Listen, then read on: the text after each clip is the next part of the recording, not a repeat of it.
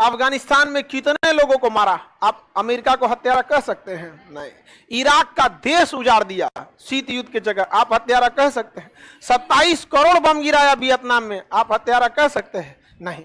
लेकिन आप अगर कश्मीर के उग्रवादियों को गोली मारेंगे तो अमेरिका इंक्वायरी बैठा देता है कि आप मानवाधिकार का क्या कर रहे हैं, उल्लंघन। और मुस्लिम देशों को लगता है कि अमेरिका कितना साथ दे रहा। अरे बबुआ, तुमको ऐस मार मारेगा अमेरिका ने, तोरा पता कहाँ है? भारत में इतना पढ़े लिखे लोग हैं तो पता ही नहीं चल पा रहा है, तो तुमरा कौन जाएगा पूछने? तो कौन डेगची का मसाला है ये सब। आगे बढ़े।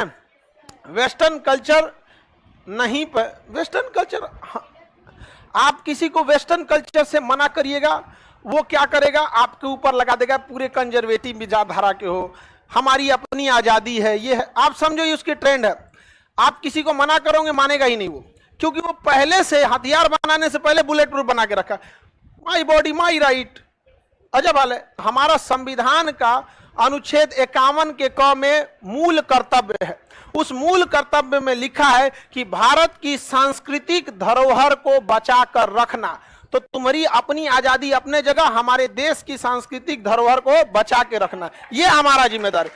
लेकिन ये आपको पता लगने नहीं देंगे, वो आपको केवल अनुच्छेद 19 बताएंगे, अभिव्यक्ति की स्वतंत्रता। अरे स्वतंत्रता भाड़ में गई लो, यहाँ पर मूल कर्तव्य। और आपकी स्वतंत्रता पर बैन लगाया जा सकता है, लेकिन कर्तव्य पर बैन नहीं लगाया जा सकता है। समझ में आ गया कि नहीं आ गया? आप मना के देखिए, नहीं मानेंगे, बल्कि आप उन्हें अंग्रेजों की चाल बताइए कि आप जिस चाल में फंस रहे हैं, इसकी रूपरेखा आज से 10 साल पहले लगाई जा चुकी थी। यहाँ समझ में आ गया कि नहीं? सब चौपट कर रहा है सब देश को। लाइव वाला समझ में आ रहा है कि नहीं आ रहा? थैंक यू सर बोल रहा है। तो समझ में नहीं आ रहा था पहले से, हमारा थैंक यू सर बोलता है। तो ब्रिटेन वाले यही करते हैं सब। उन्हें क्या किया ना, अमेरिका के लोगों को चाय पीने का आदत लगा दिया। कहा पियो पियो चाय, कॉफी चाय, कहा कि बहुत बढ़िया चीज है यहाँ पे चाय। अब यहाँ चाय बेचने लगा, और भारत के लोगों से पीट पाट के चाय क्या करता था, उगवाता था। खरीदता कौन चीज था? मजदूरों लोग को मार मार के चाय हुआ। यहाँ से चाय कहाँ आता था? ब्रिटेन में पैक होता था, और उसको 50-60 गुना दाम पर कहाँ भेजा जाता है? अमेरिका में। कहाँ भेजा जाता? अमेरिका, बोस्टन बंदरगाह पे उतारता था। यहाँ पर सोचिए इतना भयानक। अब खुद जो वास्को डी गामा 60 गुना मुनाफा कमाया था मसाला पर। तो अंग्रेजों की यही चालते। आज ना ब्रिटेन इतना अमीर हो गया है, देखना इन्हें बहुत ज्यादा अमीर हो गया। तो अमेरिका के लोगों ने कहा कि तुमको हम टैक्स क्यों दें, जिस रेट पे तुम यहां से खरीद रहे हो हमको उसी टैक्स में दो। कहा कि ना हम टैक्स लगाए हैं ऊपर। तो अमेरिका ने नारा दिया, नो टैक्स विदाउट रिप्रेजेंटेटिव। जब तक ब्रिटेन की संसद में हमारा प्रतिनिधि नहीं बैठ जाता, हमारे ऊपर आप टैक्स नहीं ले सकते। हमारे संविधान में भी लिखा है वह टैक्स नहीं लिया जा सकता आपसे जिसे संसद ने पारित न किया हो।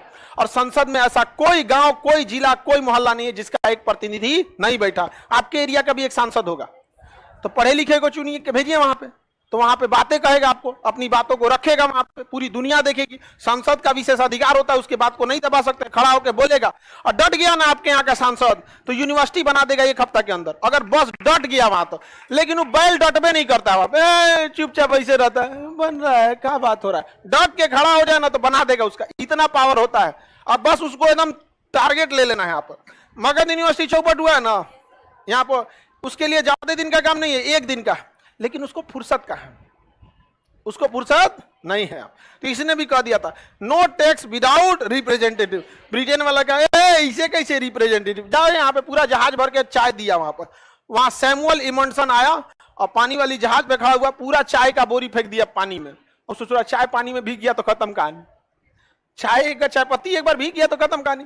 अब अंग्रेजवा भड़क गया, सब गोली चला दिया, सब समझा गई ना, गोली चला। किसी देश की आजादी में अगर आप उनके क्रांतिकारियों पे या सेना पे एक गोली चलाते हैं ना, तो आप एक लाश गिरा सकते हैं, लेकिन उसके पीछे हजारों लाश खड़ी हो जाएंगी।